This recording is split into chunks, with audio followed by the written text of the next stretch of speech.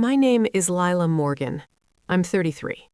2 months ago, in divorce court, my husband pointed at me and said, "She's useless. No income, no value, no image."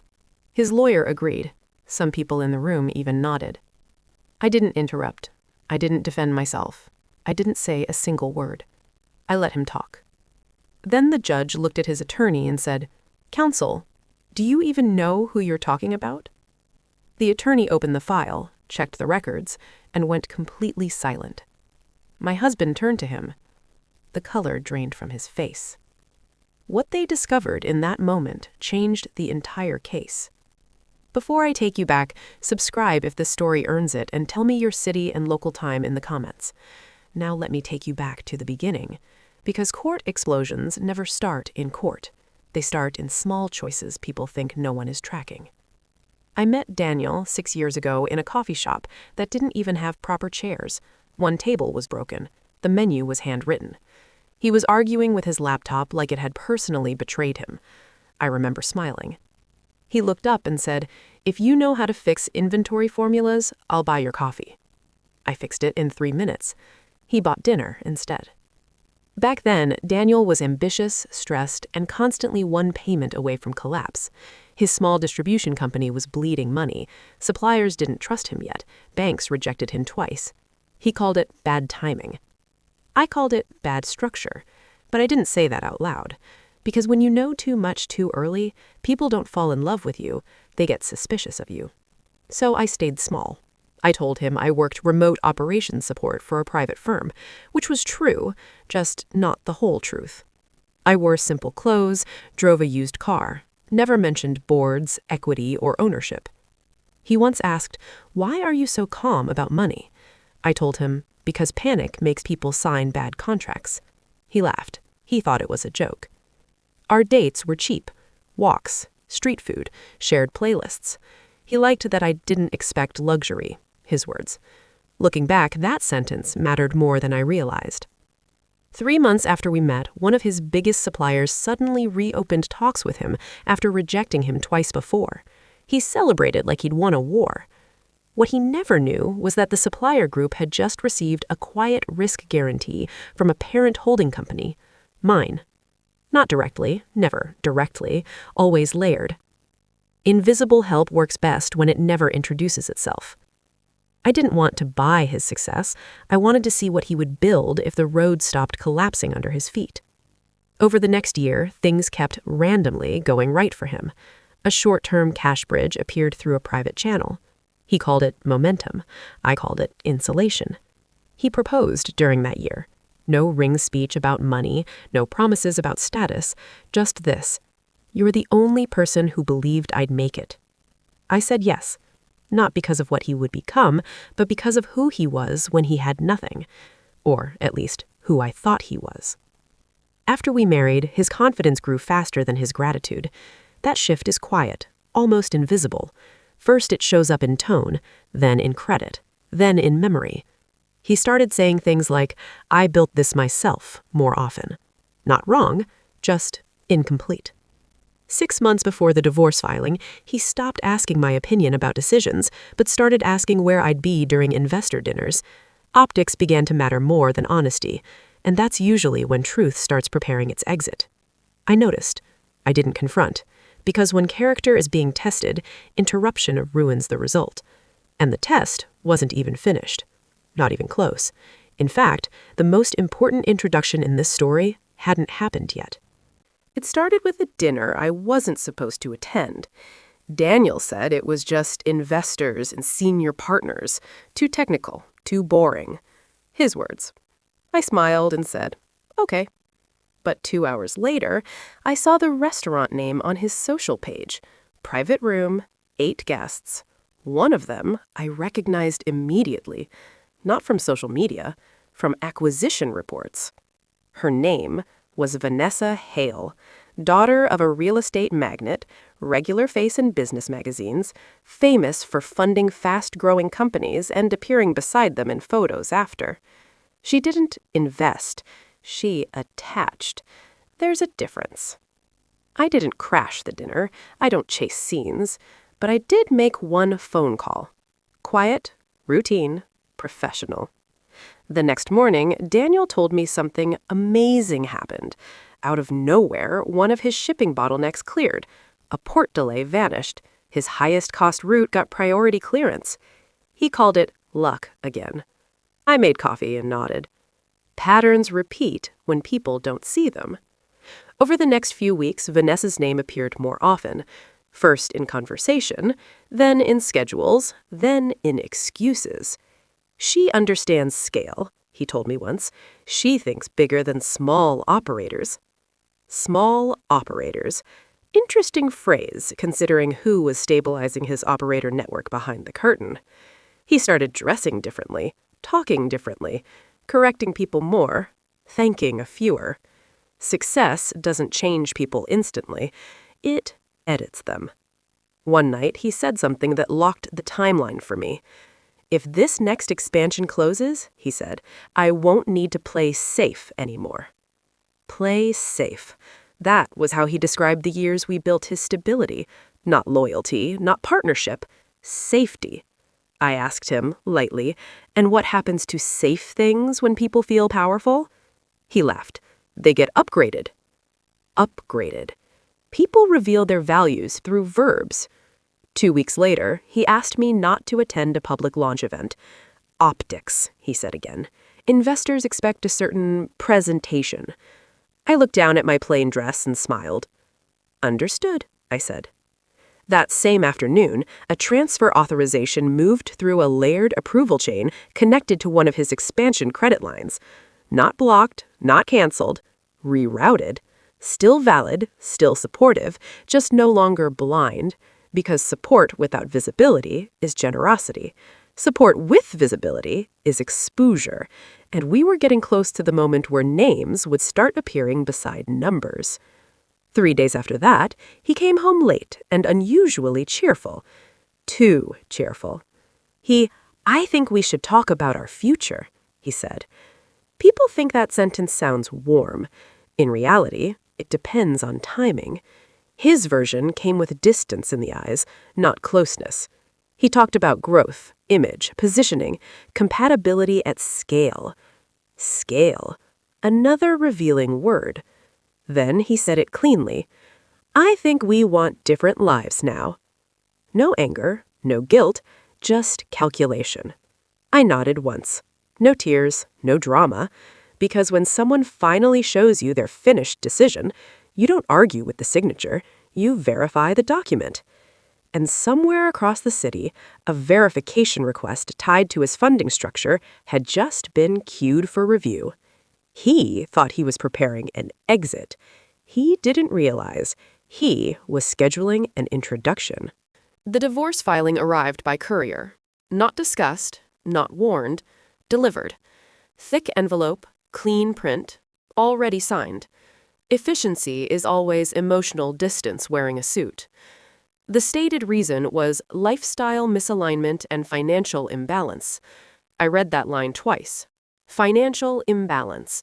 Interesting choice, considering which direction the actual support had flowed. He moved fast after that. New apartment listing, new public appearances, new photos, always group shots, always polished. Vanessa appeared in 2 of them.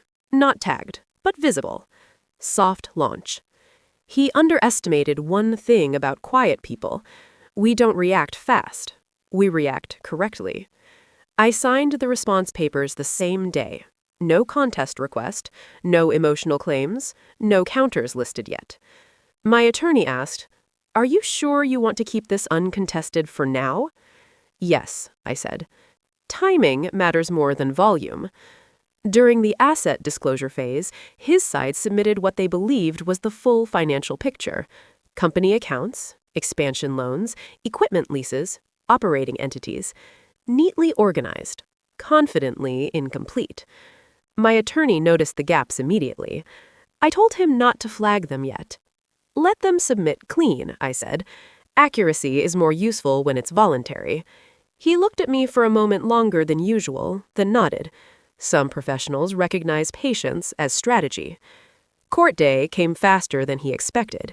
He looked prepared. Tailored suit, calm posture, performance confidence. He avoided eye contact with me before the session started. Avoidance is often guilt trying not to trip. Vanessa was there too, seated behind the rail, dressed like a press release. Neutral face, observing. Not emotional. Evaluating. That told me everything. When the statements began, his attorney led with contribution imbalance, dependency narrative, and growth obstruction language. Polite words for character reduction. Then Daniel spoke. Clear voice, controlled tone. She was never financially active in our structure, he said. No capital contribution, no operational role, no measurable input. Each sentence carefully built, each one missing the invisible layer. Truth is easy to edit when you don't know the full page count. My attorney didn't interrupt. I didn't interrupt. Silence is uncomfortable, which makes it powerful. The judge listened without expression. That's never a good sign for the person performing. Halfway through the statement, Daniel added one line he thought was decisive. I built everything that exists today through my own risk. Risk. Another word that changes meaning when funding sources are traced. The judge wrote something down at that moment. Small detail, big consequence, because certain words trigger verification habits in experienced courts. And somewhere inside the court's financial registry system, a cross-reference check had just been opened against the funding backbone behind his expansion phase. Systems don't feel drama, they just follow links. And links were about to connect. Back in the courtroom, none of that was visible yet. What people saw was simple. A confident husband, a quiet wife, a routine divorce case. Daniel kept talking. His lawyer kept building the picture, provider on one side, dependent on the other.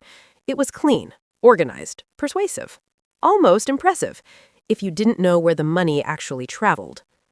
The judge raised a hand once, a small pause signal, and Daniel's lawyer stopped mid-sentence. Submit the funding source appendix, the judge said calmly. The lawyer nodded and passed forward a printed stack. I didn't look at it. I already knew what it showed. What mattered was what it didn't. Paperwork is like a photograph. It only shows what the camera is pointed at. The judge flipped pages slowly. No expression, just attention. Then he turned to the clerk and said, "Run the origin cross-check on the guarantee channels listed here." Daniel's lawyer answered quickly, almost smiling. "Already verified, Your Honor. All valid." "Good.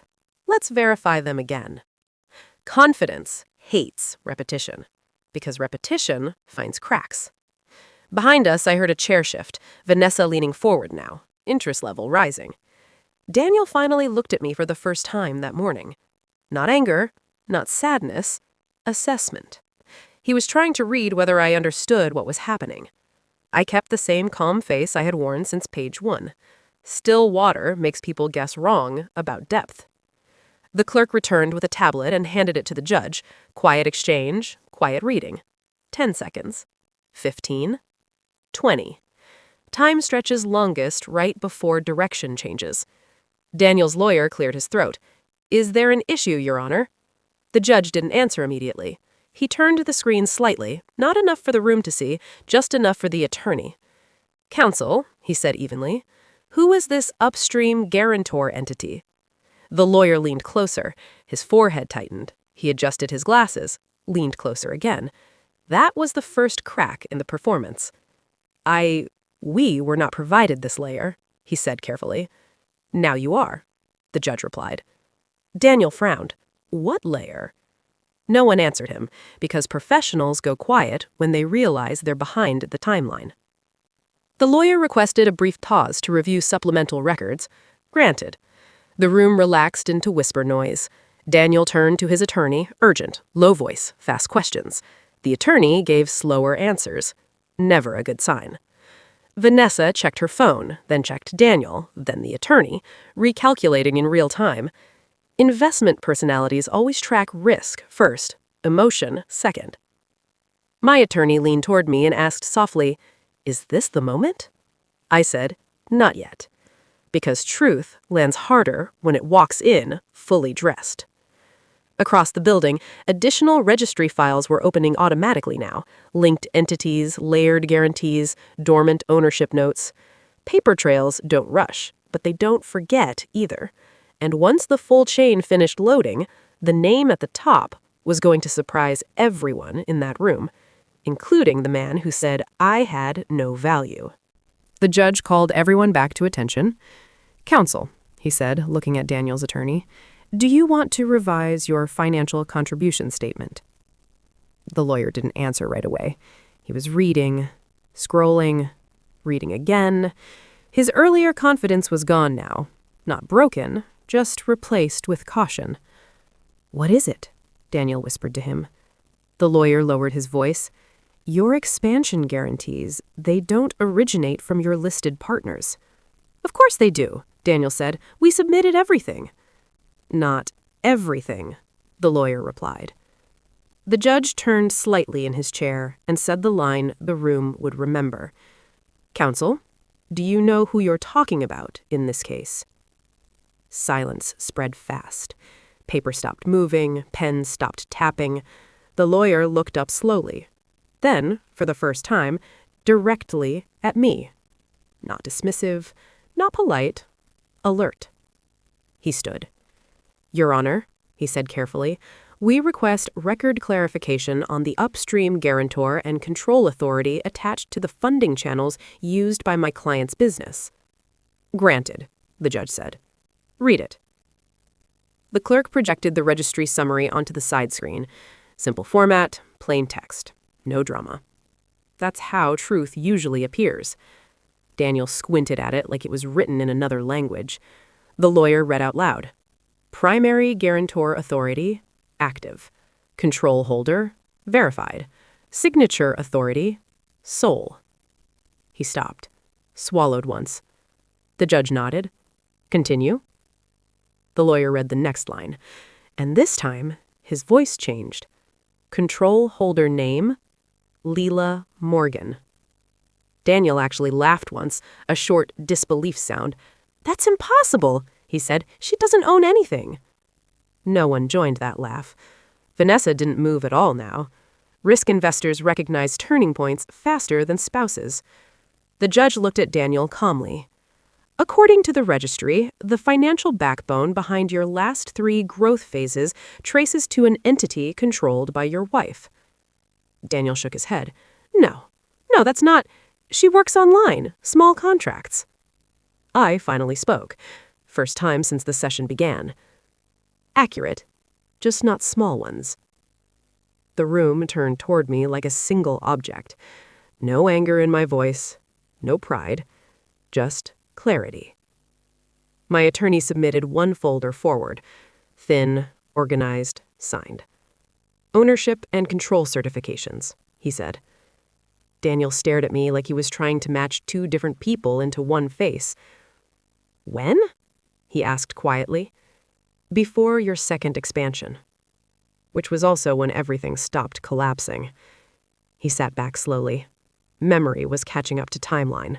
Forms he signed without reading, approvals he never questioned, miracles he called luck. The judge closed the file.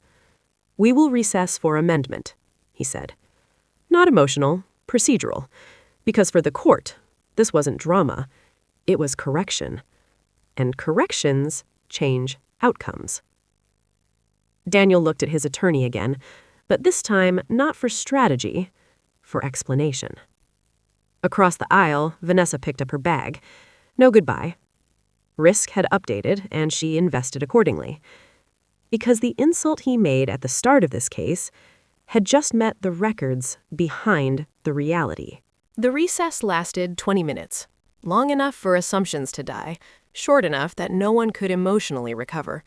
When we returned, the room felt different, quieter, like everyone was now listening instead of judging. Daniel didn't look at me this time, not because he was angry, because he was recalculating. His lawyer's tone had changed too, slower, careful with every word, like someone walking across a frozen lake they didn't trust anymore. The judge resumed and spoke plainly. "Financial contribution claims made earlier are no longer accurate under registry verification." That sentence erased half the narrative they built. No shouting needed, just correction. Daniel's attorney requested settlement restructuring talks instead of contested division. That's legal language for, we misjudged the battlefield. The judge approved negotiation window. Court wasn't the explosion. Court was the mirror. Outside the courtroom doors, Daniel finally spoke to me directly. "You planned this," he said. Not accusing, trying to understand.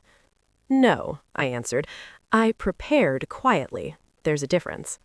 "You let me believe—" "Yes," I said gently. "I let you believe what you never bothered to verify." That landed harder than anger would have.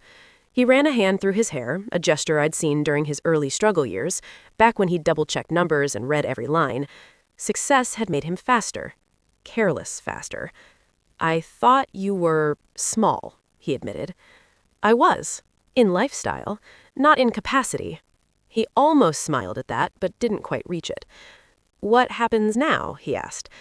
"Now," I said, "the truth finishes what patience started." Settlement took 3 weeks. No public scandal, no revenge interviews, no dramatic press leaks. Just documents, corrections, ownership acknowledgments. I didn't take his company. I didn't shut him down. Power that needs to destroy is insecurity. Real power just removes illusion. My guarantees were formally withdrawn, replaced with structured paid licensing and oversight terms. Transparent, fair, adult. For the first time, he would be running a business without invisible support, which is exactly what he believed he'd been doing all along. Vanessa never came back into the picture. Investors like certainty, not surprises. On the final signing day, Daniel paused before leaving the conference room. "You did love me," he said. "I know," I answered. "Then what changed?" "I started loving what success said about you more than the person who stood beside you before it spoke."